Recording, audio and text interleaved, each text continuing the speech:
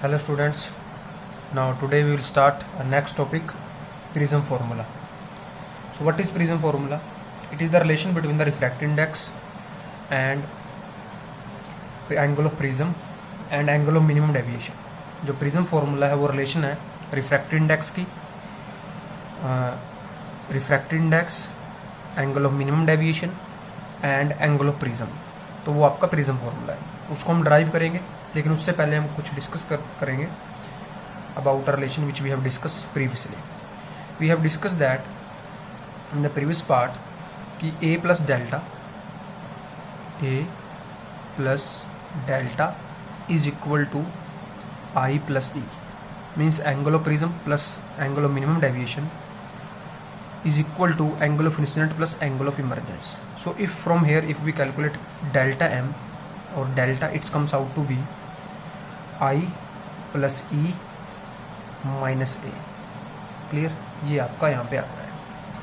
अब यहाँ से अगर हम ग्राफ लोड करते हैं, this is your practical experiment, ये आपका एक प्रैक्टिकल एक्सपेरिमेंट भी है क्लास 12th के अंदर. तो जब हम ग्राफ लोड करते हैं between the delta and angle of incident, here is your delta and here is your angle of incident. जब हम ग्राफ प्लॉट करते हैं, जैसे जैसे हम एंगल ऑफ इंसिडेंट को इंक्रीज करते हैं तो जो आपका एंगल ऑफ डेविएशन है वो डिक्रीज करता है. क्लियर, तो जैसे जैसे हम इसकी वैल्यू को इंक्रीज करते हैं, एंगल ऑफ इंसिडेंट जैसे इंक्रीज करते हैं, तो ये ग्राफ ऐसे आता है आपका. क्लियर, अब एक पर्टिकुलर एंगल ऑफ इंसिडेंट के ऊपर, for example this is angle of incident, at this angle your angle of deviation is minimum. Clear, मतलब एक पर्टिकुलर एंगल आता है इंसिडेंट जिसके ऊपर आपका जो एंगल ऑफ इंसिडेंट होता है, एक पर्टिकुलर एंगल ऑफ इंसिडेंट के ऊपर जो आपका एंगल ऑफ डेविएशन है मिनिमम होता है. मीन्स जो आपकी लाइट है वो मिनिमम डेविएट होती है, उस पोजीशन को हम मिनिमम डेविएशन पोजीशन कहते हैं, और उस एंगल को हम, इस एंगल को हम एंगल ऑफ मिनिमम डेविएशन कहते हैं. This delta is angle of deviation. लेकिन जब हम ग्राफ प्लॉट करते हैं किसके बीच में, डेल्टा और आई के बीच में, एक ऐसा एंगल आता है जिस एंगल के ऊपर, एक ऐसा एंगल ऑफ इंसिडेंट आता है जिस एंगल के ऊपर आपका एंगल ऑफ जो डेविएशन है वो मिनिमम होता है. उस पोजीशन को हम कहते हैं minimum deviation position. This position is said to be minimum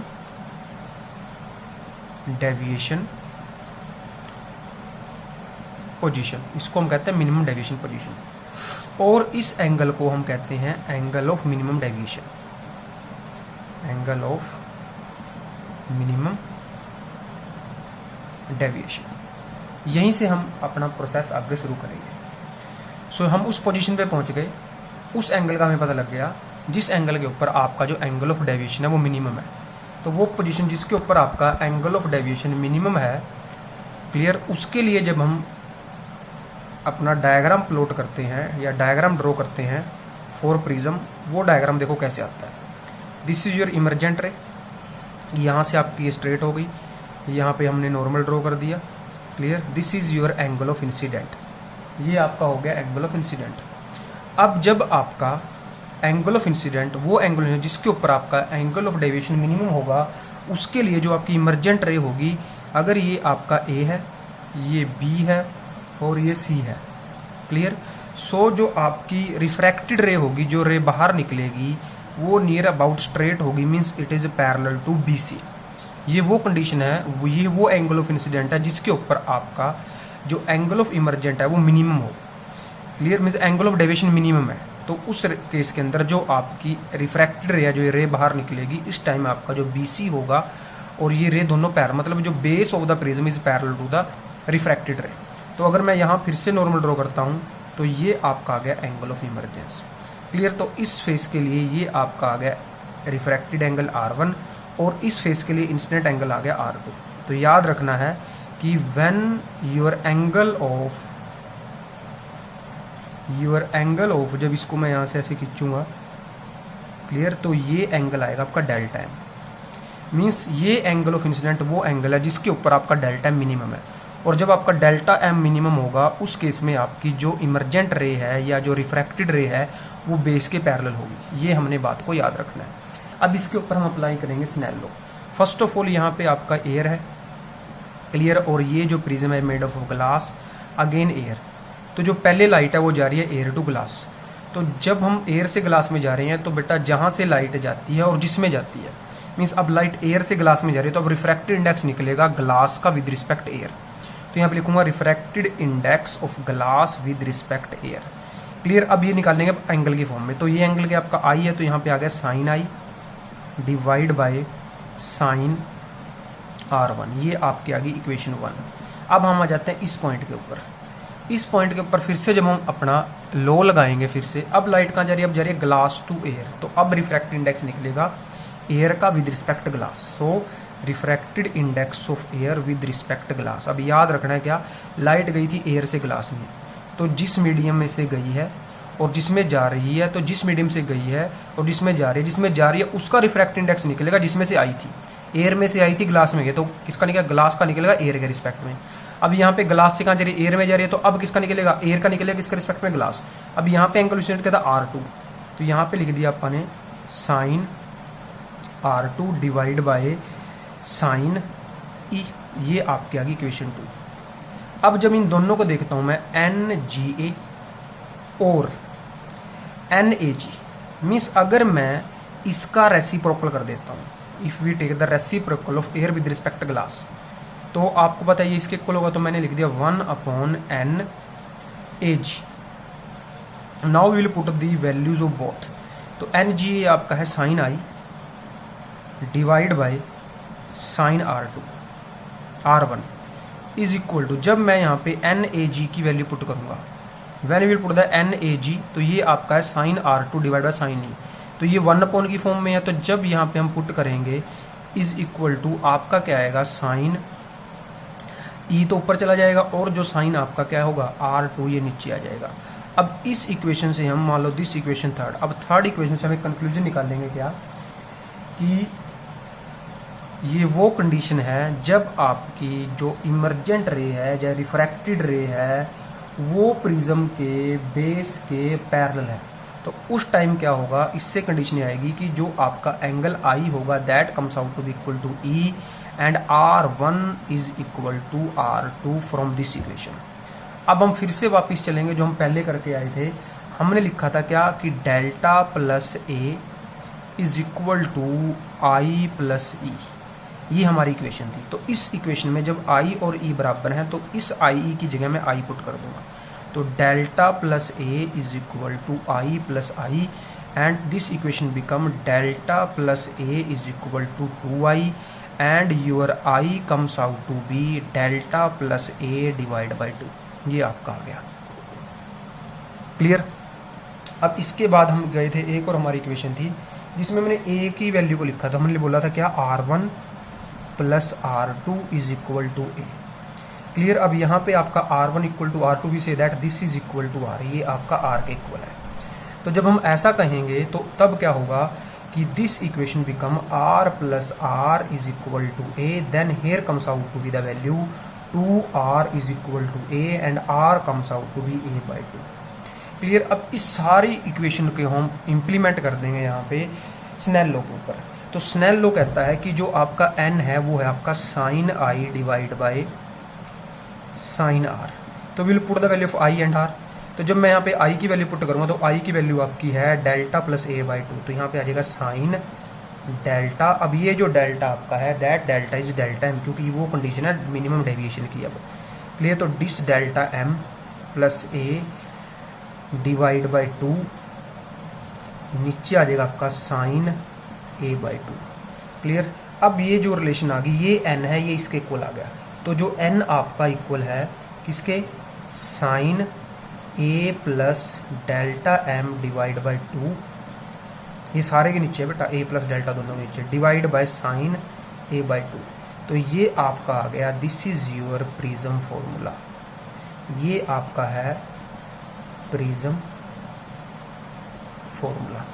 clear. अब इसको थोड़ा और मॉडिफाई करते हैं। मॉडिफाई का मतलब ये है कि if this sine is very small, अगर ये साइन बहुत स्मॉल हो जाएगा तब हम यहाँ पे एक कंक्लूजन और लेके आएंगे। वो क्या है उसको मैं यहाँ पे लिख रहा हूँ। क्लियर। अगर ये आपका बहुत छोटा हो जाता है तो ये जो n है आपका, ये n बन जाएगा यहाँ से delta plus delta M plus divide by ये पूरा 2 आ गया, नीचे आपका आ गया a/2। क्लियर। तो इस a/2 को उठा के हम उधर, ये एंगल बहुत छोटे हो गए भाई, अगर ये साइन बहुत छोटे हैं, अगर प्रिज्म आपका बहुत थिन है, बहुत पतला प्रिज्म है, और आपका angle of minimum deviation angle of prism बहुत छोटा है, तो उस केस के अंदर ये साइन को हम नेगलेक्ट कर देंगे। तो यहाँ से जो आपकी वैल्यू बनेगी वो बनेगी आपकी n.a/2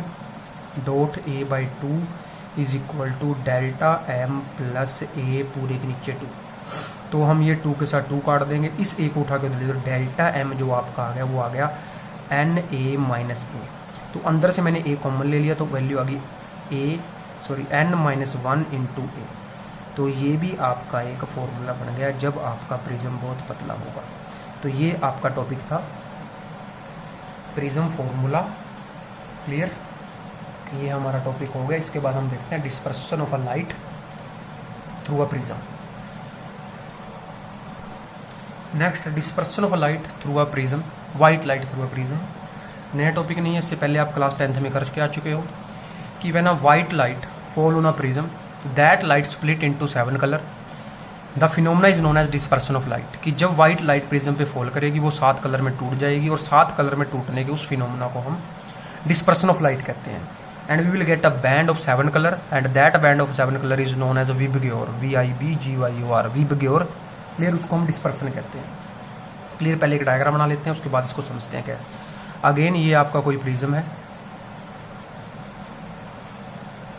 क्लियर, ये आपका कोई प्रिज्म है, this prism is name ABC। Again ये कोई रे ऑफ लाइट थी जो यहाँ पे फॉल की।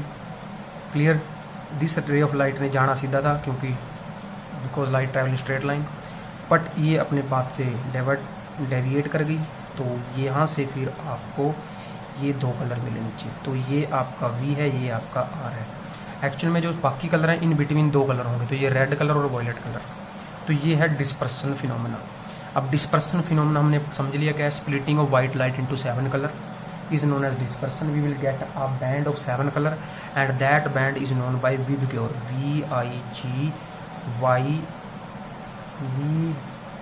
Vibgyor,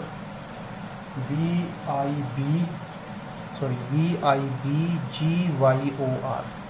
ये है, तो ये वॉयलेट कलर है, ये इंडिगो, फिर ब्लू, फिर ग्रीन, फिर येलो, फिर ऑरेंज, और फिर ये रेड आपका।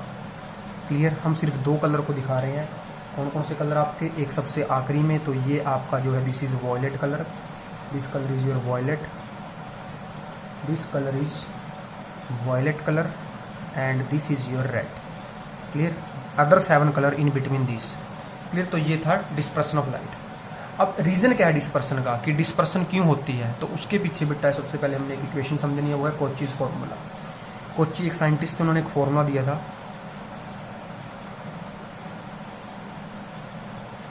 ठीक है। तो कोचीज फॉर्मूला था एक, कोचीज ने एक फॉर्मूला दिया था, वो फॉर्मूला कहता है कि n is equal to a plus B by lambda square plus 2। Clear, where a और b कॉन्स्टेंट है, लैम्डा यहाँ पे वेव लेंथ है, this is your wave length. Clear, अब यहाँ पे पॉइंट ये है कि जो रिफ्रैक्टेड इंडेक्स है n है, that is inversely proportional to lambda. कि जो रिफ्रैक्टेड इंडेक्स है किसी मीडियम का, उसकी वेवलेंथ पे डिपेंड करता है। क्लियर, मीन्स अलग अलग वेवलेंथ के लिए कोई मीडियम अलग अलग आपका रिफ्रैक्टेड इंडेक्स ऑफर करेगा। अब यहाँ पे आती है वेवलेंथ की बात। क्लियर, अब वेवलेंथ की अगर बात करते हैं, रेड कलर की जो वेवलेंथ है वो सबसे ज्यादा होती है, मैक्सिमम होती है। दूसरी तरफ जो आपका वॉयलेट कलर होता है, that violet colour have minimum wavelength. तो अगर हम इसके इंप्लीमेंट करते हैं, रेड कलर की वेवलेंथ क्या है, मैक्सिमम है, तो रेड कलर के लिए जो रिफ्रैक्टेड इंडेक्स होगा वो आपका क्या होगा, मिनिमम होगा, इसके लिए रेड के लिए। दूसरी तरफ जो आपका वॉयलेट कलर है उसकी वेवलेंथ क्या मिनिमम है, तो n की वैल्यू जो आपकी वॉयलेट कलर के लिए होगी वो आपकी होगी मैक्सिमम। मीन्स रेड कलर के लिए वही प्रिज्म एज आ रेयर मीडियम काम करेगा, मीन्स कम रेयर कम डेंसर है। दूसरी तरफ वही प्रिज्म किसके लिए, वॉयलेट कलर के लिए मोर डेंसर काम करेगा। तो जब मोर डेंसर काम करेगा तो उसकी स्पीड डिक्रीज होगी, स्पीड डिक्रीज होगी तो उसकी डेविएशन ज्यादा होगी। तो what is the reason of the deviation of light, कि every colour have different wavelength, the colour which have maximum wavelength deviate the least, and the colour which have the minimum wavelength deviate the most. Reason क्या है उसका reason ये है, तो जिस colour की wavelength ज्यादा है उस कलर के लिए मीडियम का जो रिफ्रैक्टिव इंडेक्स क्या होगा, कम होगा, तो उस कलर की स्पीड में चेंज कम आएगा। दूसरी तरफ जिस कलर की वेवलेंथ मिनिमम है तो उसके लिए जो आपका रिफ्रैक्टिव इंडेक्स है वो मैक्सिमम होगा। अगर रिफ्रैक्टिव इंडेक्स आपका मैक्सिमम है तो स्पीड क्या करेगी, डिक्रीज करेगी, स्पीड डिक्रीज करेगी, क्योंकि we have a formula n is equal to C by V. तो वही अगर रिफ्रैक्टिव इंडेक्स ज़्यादा है तो जो स्पीड होगी वो आपकी कम होगी। क्लियर? तो this is the reason of dispersion of light. अब इसको हम समझ भी लेते हैं, दो कलर हमने लिए, पीछे हम फॉर्मूला करके आए हैं that delta is equal to n minus 1 into A. Clear? तो पहले लिखता हूँ डेल्टा ऑफ रेड, मतलब angle of deviation for red colour, तो यहाँ पे आएगा refracted index of red colour minus 1 into angle of prism. Similarly deviation for violet colour, angle of deviation for violet colour is equal to refracted index for violet colour minus 1 into A. Clear? अब जब इन दोनों को हम क्या करते हैं, compare करते हैं। क्लियर? जब इन दोनों को हम कंपेयर करेंगे, अब दोनों के लिए जो एंगल ऑफ प्रिज्म है ये तो क्या है, सेम है। क्लियर? अब दोनों के लिए सेम है ये तो। अब हम कंपेयर करते हैं एन और वी को, एन आर और वी को, N R and N V. तो मैं फिर से आपको लेके जाऊंगा इस इक्वेशन के ऊपर। क्लियर? जब इस इक्वेशन पे जाएंगे हम तो हम देखते हैं वेवलेंथ। तो wavelength of red colour is maximum, wavelength red colour की क्या होगी, मैक्सिमम होगी, तो एन क्या होगा, मिनिमम होगा। इसका मतलब जो एन आर है वो छोटा है किसका, रेड का, किससे, वॉयलेट से, क्योंकि वॉयलेट कलर की वेवलेंथ कम तो एन क्या होगा इसका ज्यादा। क्लियर? तो अब जब एन आर बड़ा है, सॉरी एन आर छोटा है और एन वी बड़ा है, तो दोनों में से सेम नंबर ही एक ही माइनस कर रहे हैं, तो यहां से क्लियर हो गया क्या कि जो डेल्टा ऑफ वॉयलेट कलर है that is greater than delta of red colour. इसका मतलब जो एंगल ऑफ डेविएशन होगा वो आपका वॉयलेट कलर के लिए ज्यादा होगा और रेड कलर के लिए कम होगा। अगर वॉयलेट कलर के लिए ज्यादा है इसका मतलब वॉयलेट कलर आपका डेविएट ज्यादा हुआ है और रेड कलर आपका डेविएट कम हुआ है। उसके बाद एक न्यूटन का एक्सपेरिमेंट आया था आपका, वो भी हमने 10th क्लास में किया था कि how you will convert a band of 7 colour into again a white light. तो उसके लिए हमने एक एक्टिविटी की थी, दोबारा से उसके लिए डायग्राम बना देते हैं। तो ये आपका एक प्रिज्म है। क्लियर? इस प्रिज्म के ऊपर आपकी ये व्हाइट लाइट फॉल की। क्लियर? इसने सीधा जाना था तो ये लाइट ऐसे जाएगी, तो ये यहाँ पे आ गया और ये यहाँ पे आ गया। क्लियर? तो ये इधर और यहाँ पे। अब ये आपका रेड है मान लो और ये आपका वॉयलेट है। अब इन कलर को हमने दोबारा से इसमें कन्वर्ट करना है, we have to change into a single colour that is of white colour. तो हमने क्या किया, एक इन्वर्टेड प्रिज्म रखा, तो यहाँ से ये रे ऑफ लाइट, यहाँ से रे ऑफ लाइट, तो ये आपको मिली वाइट लाइट। क्लियर? ये भी क्या थी आपकी, वाइट लाइट थी। तो by this we will convert white light into 7 color and this 7 color of light again into white light by placing a inverted prism in front of the prism। तो ये आपका टॉपिक था Isaac Newton का experiment. उसके बाद next आपका topic आता है, वो आता है आपका angular dispersion and dispersive power. Clear? तो नेक्स्ट टॉपिक आपका है angular dispersion and dispersive power. अभी ये किया है, इसको हम देखते हैं, angular dispersion and dispersive power. Clear? So what is angular dispersion and dispersive power, इसको अभी देखते हैं हम। तो नेक्स्ट आपका है एंगुलर डिस्पर्सन।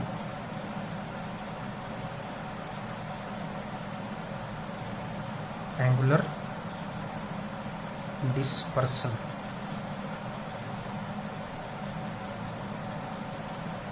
पहले एंगुलर डिस्पर्सन देखते हैं। अब एंगुलर डिस्पर्सन क्या है, इसको हमने एक डायग्राम से समझना दोबारा फिर। क्लियर? तो व्हाट इज एंगुलर डिस्पर्सन, तो वीडियो को ध्यान से देखना है और एट द एंड आपने कमेंट करना है, मैंने आपको पहले ही बताया था। क्लियर? और साथ साथ वीडियो को लाइक करते चलोगे। तो what is dispersion, angular dispersion and dispersive power. तो भाई ये आपका कोई प्रिज्म था।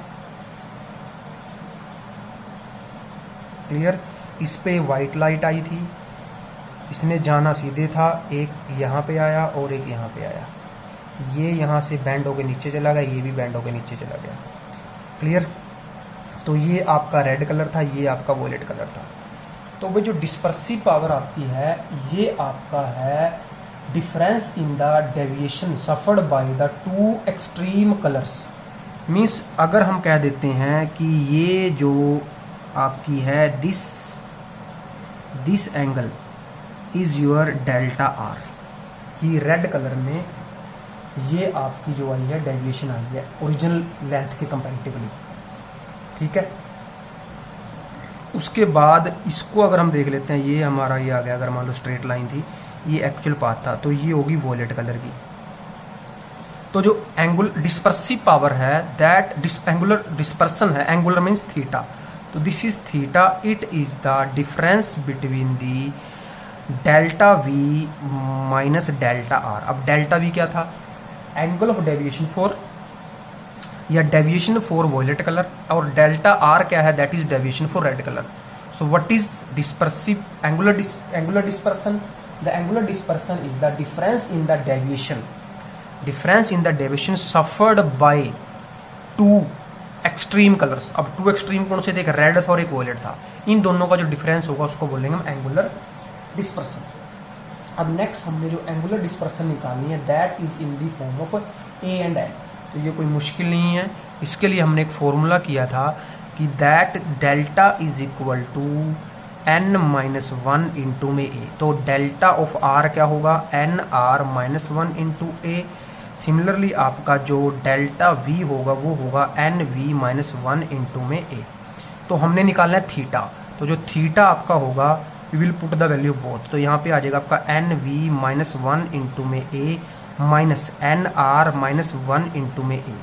नेक्स्ट स्टेप में हम क्या करेंगे, ए को कॉमन ले लिया, जब ए अंदर से कॉमन आएगा तो यहाँ पे आएगा N we minus one minus N R plus one. तो भाई ये माइनस से ये प्लस कैंसिल हो गया, तो आपका जो थीटा आया that theta comes out to be N we minus N R into में ए। तो ये आपकी आ गई angular dispersion in the form of refracted index and angle of prism. Clear. इसके बाद हमारा टॉपिक है डिस्पर्सिव पावर, वो देखते हैं क्या है dispersive power. So the next is dispersive power, it is represent by omega, इसको हम ओमेगा से रिप्रेजेंट करते हैं। एक्चुअल में है क्या है, it is the ratio of theta, theta means angular dispersion to the mean deviation produce by the prism. Mean deviation मतलब डेल्टा। अब ये डेल्टा क्या है, क्लियर। अब जो ये डेल्टा है, हमने क्या कहा था कि जो रेड कलर का angle of deviation delta R है, वॉयलेट का डेल्टा वी है, ब्लू का डेल्टा वी होगा, क्लियर, येलो का डेल्टा वाई होगा। तो अगर हम इन सब का मीन ले लेते हैं तो उसको हम बोलेंगे, अगर मान लो 7 कलर है, इसको 7 से डिवाइड कर देंगे तो that comes out to be delta. और जब हम देखेंगे this delta is approximately equal to delta of yellow, clear. ये पॉइंट आपने याद रखना है।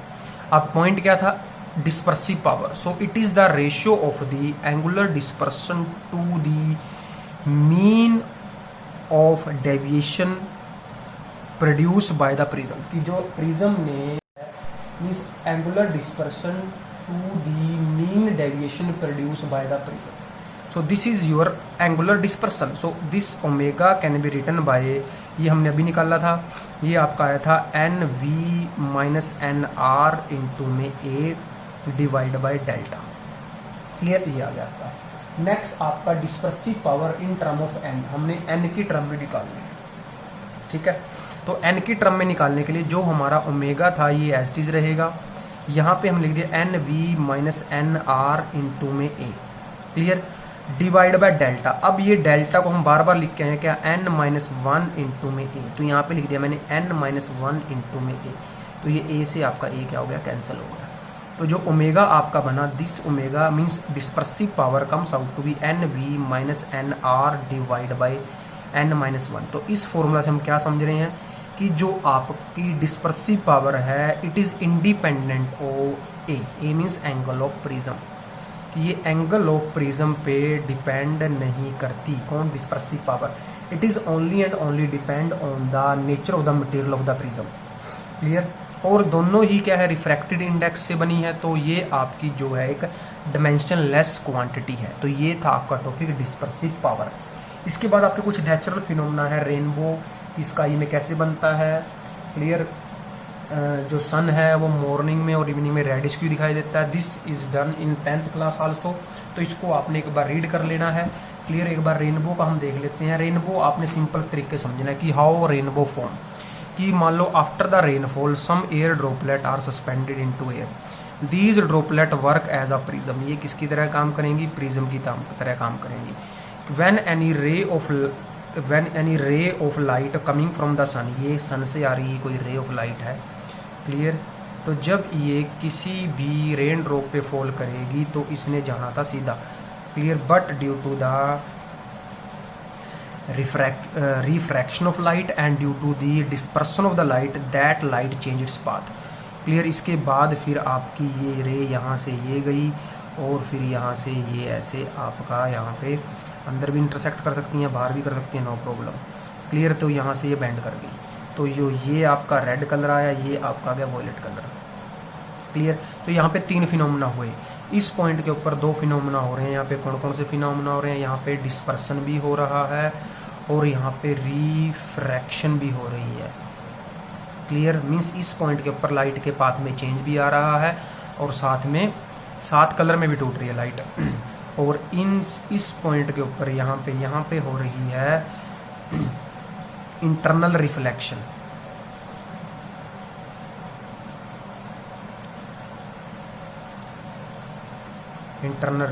तो these 3 phenomena are responsible for the formation of rainbow. तो ये आपका टॉपिक था dispersive power, how rainbow forms. उसके बाद जो आपके टॉपिक है scattering is now not in syllabus, also the defect जो है वो आपके बहुत कई साल पहले कट चुके थे, डिफेक्ट भी आपके सिलेबस में नहीं है। इसके बाद जो आपका टॉपिक है वो आपका है ऑप्टिकल इंस्ट्रूमेंट, क्लियर। तो जो सबसे पहला आपका इंस्ट्रूमेंट है वो आपका है सिंपल माइक्रोस्कोप। तो आज हम सिंपल माइक्रोस्कोप करेंगे, उसके बाद के जो ऑप्टिकल इंस्ट्रूमेंट है उसको हम नेक्स्ट वीडियो में करेंगे, ठीक है। तो वीडियो को ध्यान से देखना है, क्लियर। और एट द एंड वीडियो के कमेंट जरूर करना है आप लोगों ने, क्लियर, ताकि हमें पता चले किस किसने देखी है किसने नहीं देखी है, ठीक है। साथ साथ में लाइक करते चलो। उसके बाद नेक्स्ट हम चलते हैं आपका माइक्रोस्कोप, सिंपल माइक्रोस्कोप। अब सिंपल माइक्रोस्कोप क्या है भाई, व्हाट इज सिंपल माइक्रोस्कोप? तो इसको हम देखते हैं क्या है सिंपल माइक्रोस्कोप। तो सिंपल माइक्रोस्कोप क्या है, एक इंस्ट्रूमेंट है। Simple microscope is an instrument which is used to see very small object as magnified one. मीन्स ये आपका एक इंस्ट्रूमेंट है जिसको हम यूज करते हैं to see small object to be magnified, कि छोटे ऑब्जेक्ट को बड़ा करने के लिए हम इसको यूज करते हैं। तो ये आपका सिंपल माइक्रोस्कोप। अब सिंपल माइक्रोस्कोप में होता क्या है, सिंपल माइक्रोस्कोप में आपका होता है convex lens, convex lens of small focal length, clear. इसका प्रिंसिपल क्या है कि what is the principle of it,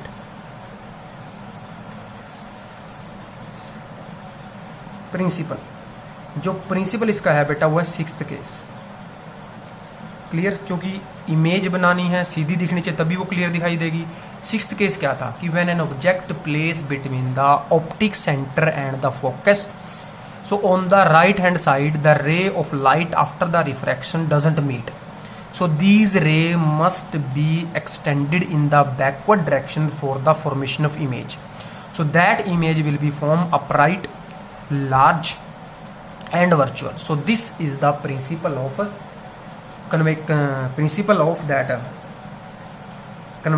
simple microscope.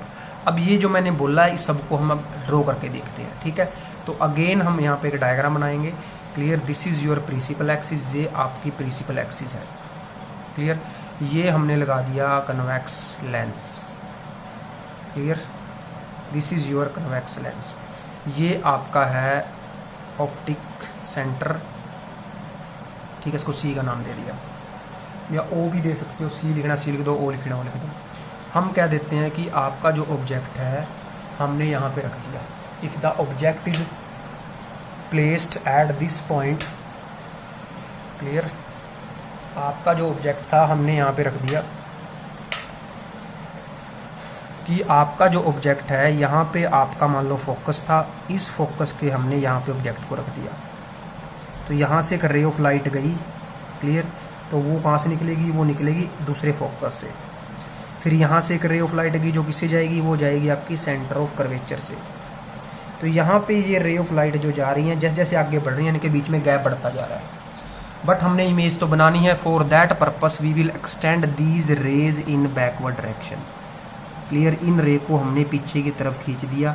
जब इन रेज को हम पीछे की तरफ खींचते हैं तो आपकी ये दोनों रे यहाँ पे मिल गई और ये बन गई इसकी वर्चुअल इमेज और जो है आपकी अपराइट। तो इफ आपका अगर ए बी आपका ऑब्जेक्ट था तो जो ए डैश और बी डैश है ये आपकी इमेज है।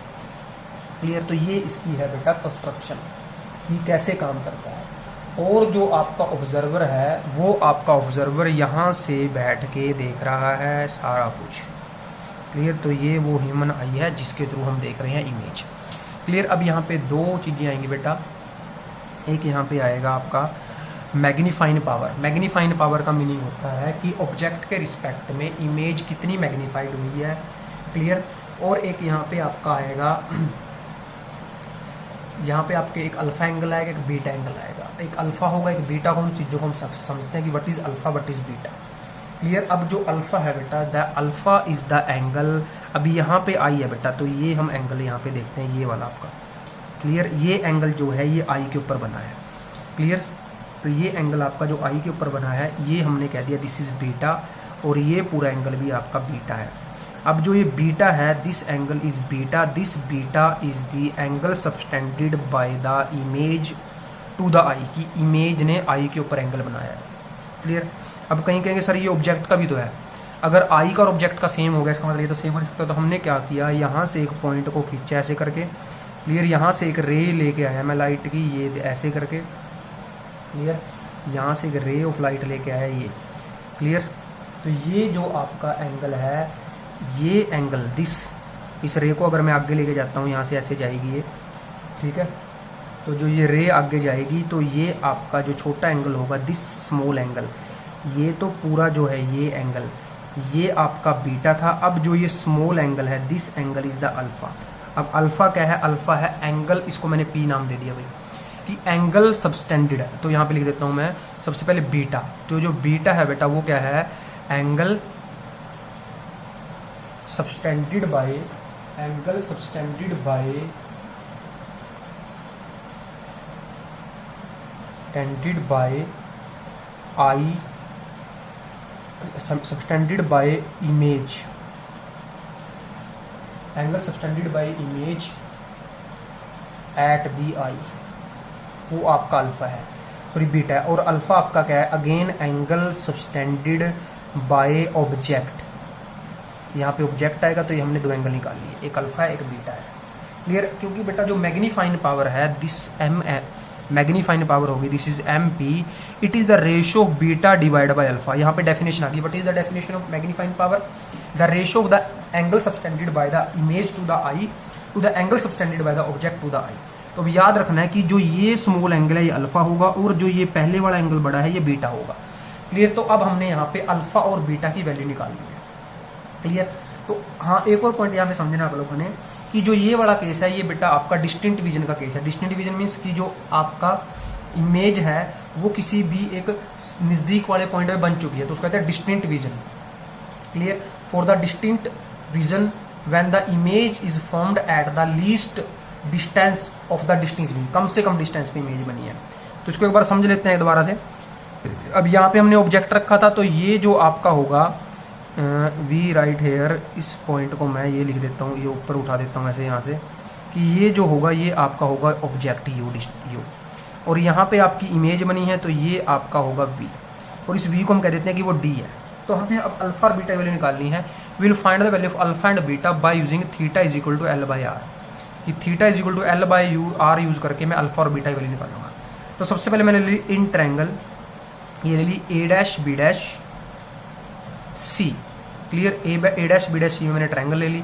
तो जो भी आपका थीटा है, थीटा आपका है beta. Clear, L L means length of arc, तो वो आपकी है A dash B dash. Clear, divide by फिर आपकी ए डैश सी, ये आपका अल्फा आ गया, फिर बीटा आ गया। सिमिलरली मैं निकालूंगा अल्फा। अल्फा आपकी ट्रायंगल कौन सी, अल्फा आपकी ट्रायंगल है ए डैश पी सी। कौन सी ट्रायंगल है, ए डैश पी सी में आपका अल्फा आएगा। अब अल्फा के लिए आपका क्या आएगा, A dash P divide by again A dash C. Clear, अब जो मैग्नीफाइंग पावर होगी इन दोनों को डिवाइड ही करना है अपन ने मैग्नीफाइंग पावर के लिए। तो जब इनको मैं डिवाइड करूंगा तो सिंपली निकल जाएगी अल्फा डिवाइड बाई बीटा, तो A dash B dash divide by A dash C. अब यहाँ पे जब हम करेंगे तो डिवाइड करेंगे तो जो आपका ए डैश सी है ऊपर चला जाएगा और ए डैश पी नीचे आ जाएगा, तो ये कैंसिल हो गया। अब जब मैं इमेज डायग्राम पे जाता हूँ कि जो ये बी और पी है मीन्स ए बी जो है that is equal to A dash P, means यहाँ पे मैं लिख रहा हूँ यहाँ पे अगले स्टेप के अंदर A dash B dash divide by A B, means जो आपका ए डैश पी है वो कहीं ना कहीं ए बी के इक्वल तो है, तो हमने ये पुट कर दिया। क्लियर। अब यहाँ से जो आपकी आ गई मैग्नीफाइंग पावर, तो this is your magnifying power. Clear. अब मैग्नीफाइंग पावर कही A dash B dash divide by A B. अब ए डैश बी डैश क्या था, जो आपकी मैग्नीफाइंग पावर बनी है वो कहीं ना कहीं H dash divide by H नहीं आ गई। क्लियर। ये आपकी मैग्नीफाइंग पावर ही तो आ गई H dash divide by H. और but for the convex lens we also know that कि जो एम होता है वो एच डैश बाई एच होता है। और मीन्स जो हमने एम निकाला था, M means magnification, linear magnification, M क्या आया था आपका एच डैश बाई एच आया था और उसकी वैल्यू थी वी बाई यू। क्लियर। तो सिमिलरली ये भी एम के इक्वल है और ये भी एम के इक्वल है, मीन्स ये एच डैश बाई एच है और ये भी एच डैश है। तो मैग्नीफाइंग पावर को भी हम क्या लिख सकते हैं, magnifying power is equal to V by U लिख सकते हैं। अब जो v है उसकी वैल्यू पुट करनी है और जो u की वैल्यू पुट करनी है। जब मैं u को देखता हूं तो u तो आपका लेफ्ट हैंड साइड है तो माइनस का ही होगा, और v भी आपका क्या है लेफ्ट हैंड साइड है वो भी माइनस का, लेकिन v को मैंने क्या मानना है d मानना है। तो जो मैग्नीफाइंग पावर आ गई वो आपकी आ गई d बाई यू, दोनों किसके हैं माइनस के, तो कैंसिल, तो this comes out to be d by U. तो यहां तक आप समझो इसको, फिर हम आगे लेके चलते हैं। इसके बाद हमने क्या करना है, we have to find the magnification. तो जो मैग्नीफिकेशन की वैल्यू है d बाई यू, तो मैंने अब d बाई यू की वैल्यू निकालनी है, वो किसके इक्वल आएगी। तो इसको हम देखते हैं कि what is the value of, अब मैंने यहाँ पे लिख दिया, क्या लिख रहा हूँ मैं यहाँ पे कि जो आपकी मैग्नीफिकेशन है, your magnification is comes out to be d by u. अब मैं d बाई यू की वैल्यू निकालूंगा by using the lens formula. तो लेंस फॉर्मूला क्या कहता है आपको कि 1 by v minus 1 by u is equal to 1 by f. Clear, यही होता है आपका भाई। अब इसके अंदर हमने क्या करना है, we have to put the values, सबकी वैल्यू पुट करेंगे। ठीक है। तो हमें पता है कि जो u है that is of minus you और जो v है वो आपका है माइनस का d। क्लियर। तो इसको पुट कर देते हैं तो ये बन जाएगा आपका माइनस के 1 upon d plus 1 upon u is equal to 1 upon f. अब मेरे को चाहिए क्या, d बाई यू चाहिए मैग्नीफिकेशन के लिए। अब मैं अगर क्या करता हूँ दोनों साइड d से मल्टीप्लाई कर देता हूँ, तो यहाँ पे भी d आ गया, यहाँ पे भी d आ गया और यहाँ पे भी d आ गया। ये d के साथ d कैंसिल हो गया, यहाँ पे आपका फॉर्मूला बन गया 1 plus d by u is equal to d by f. इस 1 को उठा के उधर ले गया तो d by u comes out to be d by f minus 1। Sorry, ये आपका माइनस का था भैया, ये माइनस का था तो उधर जाके प्लस का हो गया। तो what is the value of d by U, तो d बाई यू की वैल्यू आ गई 1 plus d by f. Clear. और यही हमारा किसके मैग्नीफिकेशन। तो जो मैग्नीफिकेशन है किसकी, कन्वेक्स लेंस की कह सकते हैं या फिर सिंपल माइक्रोस्कोप की बोलेंगे, तो वो that comes out to 1 plus d by f. ये किसके लिए, this is for the distinct vision, means image आपकी सबसे नजदीक डिस्टेंस d पे बन रही है, क्योंकि जो नॉर्मल विजन ऑफ आई है वो d है, d मीन्स 25 आपका सेंटीमीटर रहता है। तो ये तो नॉर्मल विजन के लिए था। हम चलते हैं कि ये था डिस्टिंक्ट विजन के लिए। अब नॉर्मल के लिए, अब जो नॉर्मल विजन के लिए होता है, जब आप जो आपका नॉर्मल विजन के लिए होता है, नॉर्मल विजन के लिए होता है, इस केस में जो आपकी इमेज है, इमेज फॉर्म्ड एट इन्फिनाइट, कि नॉर्मल विजन के लिए जो इमेज बनती है, image formed at infinity, image का बनती है इन्फिनिटी पे बनती है। तो इसके लिए पहले एक रे डायग्राम बना लेते हैं। तो रे डायग्राम आपका ये आ गया भाई। तो ये आपका क्या है, लेंस है। क्लियर। तो इसके सामने हमने ऑब्जेक्ट रख दिया। अब सबको पता है इमेज इन्फिनिटी पे कब बनती है, जब आपका ऑब्जेक्ट फोकस पे रखा होता है। तो ये रे यहाँ जाएगी, देखिए यहाँ से ये जाएगी, तो इन्होंने कहाँ मिलना है, इन्फिनाइट में मिलना है। यहाँ पे आपकी आई है जो ऑब्जर्व कर रही है, ठीक है भाई, यहाँ पे आपका आई है जो ऑब्जेक्ट को ऑब्जर्व करेगा। क्लियर। तो जब इनको हम पीछे की तरफ एक्सटेंड करेंगे तो ये जो रेज है दैट मीट एट इन्फिनिटी, तो जो इमेज बन रही है वो इन्फिनाइट पे बन रही है, मीन्स जो v की वैल्यू है वो इन्फिनिटी के इक्वल है, और जो आपका ये है ये एफ भी है और ये u के इक्वल भी है। Clear. So to see the image with relax eye, the image must be formed at infinity, the microscope is in the normal adjustment when the image is formed at infinity. For perfectly relaxed normal eye, the far point at infinite so that the object must be placed at the focus, कि object कहाँ पे रखा जाएगा, focus पे रखा जाएगा। Clear. तो अब फिर से यहाँ पे हम लगा लेते हैं लेंस फॉर्मूला। तो लेंस फॉर्मूला क्या कहता है आपको, 1/v minus 1/u is equal to 1/f। तो we will put the value of every quantity. तो जो v है वो आपका इन्फिनिटी होगा और u आपका माइनस का u है, तो इसके अंदर पुट कर देंगे तो ये आपका बन जाएगा यहाँ से, इट विल बिकम 1/इन्फानाइट plus 1/u is equal to 1/, तो 1/इन्फानाइट क्या बन गया, 0 बन गया। तो यहाँ से वैल्यू आ गई आपकी 1/u is equal to 1/f। तो यहाँ तक पहुँच गए हम लोग, क्लियर। सो अगर हम दोनों साइड मल्टीप्लाई कर देते हैं किसके साथ, ये भी multiply both side with d, दोनों साइड d से मल्टी, तो ये भी आ गया d/u और ये भी आ गया d/u। अब हमें पता है कि जो मैग्निफिकेशन थी वो थी बीटा बाय अल्फा, क्लियर। और जो बीटा बाय अल्फा की वैल्यू थी वो आई थी d/u, यही आई थी आपकी d/u, क्लियर। तो जो मैग्निफिकेशन हमारी आई है वो थी d/u, क्लियर। d/u और u आपका किसके इक्वल है, f के इक्वल है। तो u आपका किसके इक्वल है, f के इक्वल है। या फिर हम सिंपली यहाँ से कह देते हैं क्या कि d/u is equal to d/f। तो जो मैग्निफिकेशन आ गई वो आ गई आपकी d/f। और जो मैग्निफिकेशन d/f किसके लिए है, ये आपकी आई है नॉर्मल के लिए, normal vision. Normal vision means जब इमेज का बनेगी इन्फानाइट पे बनेगी, नॉर्मल विजन जब इमेज का बनेगी इन्फानाइट पे। और डिस्टिंक्ट विजन आपका क्या होता है कि जब आपकी इमेज बनती है एट अ डिस्टिंक्ट पोजीशन पे, डिस्टिंक्ट लीस्ट डिस्टेंस पोजीशन पे, लीस्ट डिस्टिंक्ट मतलब नज़दीक पोजीशन पे, तो उसके लिए जो आपकी मैग्निफिकेशन होगी वो आपकी आएगी, this magnification is equal to 1 + d/f। तो ये किसके लिए है, ये आपकी है डिस्टिंक्ट पोजीशन के लिए, क्लियर। डिस्टिंक्ट पोजीशन के लिए आपका ये केस है, क्लियर। और जो दूसरा था आपका, ये आपका था नॉर्मल के लिए, और ये आपका था डिस्टिंक्ट विजन के लिए, क्लियर। ये डिस्टिंक्ट विजन के लिए, और इसके लिए जो आपका है वो v जो d के इक्वल होगा, और इसके लिए जो v है आपका वो इन्फानाइट के इक्वल होगा, क्लियर। तो ये आपके टॉपिक थे जो हमने किए हैं। यूज ऑफ सिंपल माइक्रोस्कोप, कि सिंपल माइक्रोस्कोप का कहाँ कहाँ यूज होता है। तो सिंपल माइक्रोस्कोप आपका use by the jewellers and the watch maker for the precious work. It is also used by the student in laboratory to read the vernier scale of vernier caliper, traveling microscope, spectrometer and other instrument. आपको भी दिखाया था हमने vernier clipper. तो vernier clipper की जो reading हमने लेनी थी, उस रीडिंग को लेने के लिए हम भी किसका यूज करते थे, सिंपल माइक्रोस्कोप का यूज करते थे to see the small object. तो ये आपके थे आज के टॉपिक। वीडियो को पूरा देखो, पूरा देखने के बाद अगर कुछ प्रॉब्लम रहती है तो उसको आप मुझे बताओ, उसको नेक्स्ट वीडियो में हम दूर कर देंगे, ठीक है। तो वीडियो पूरा देखने के बाद वीडियो कमेंट करना है, वीडियो को लाइक करना है। So this is over for today, thank you, ठीक है। ओके, इसके बाद आपकी एक आखिरी वीडियो रहेगी जिसके अंदर आपके सारे जो बचे हुए ऑप्टिकल इंस्ट्रूमेंट है, इसके अंदर आपका आएगा कंपाउंड माइक्रोस्कोप, उसके बाद टेलीस्कोप। और टेलीस्कोप दो तरह के, रिफ्रैक्टिंग एंड रिफ्लेक्टिंग, मीन्स आपके नियर अबाउट 3 टॉपिक रहते हैं। इसके बाद चैप्टर आपका पूरा है, क्लियर। तो 9 चैप्टर हमारा अगले वीडियो में पूरा हो जाएगा। This is over for today, thank you.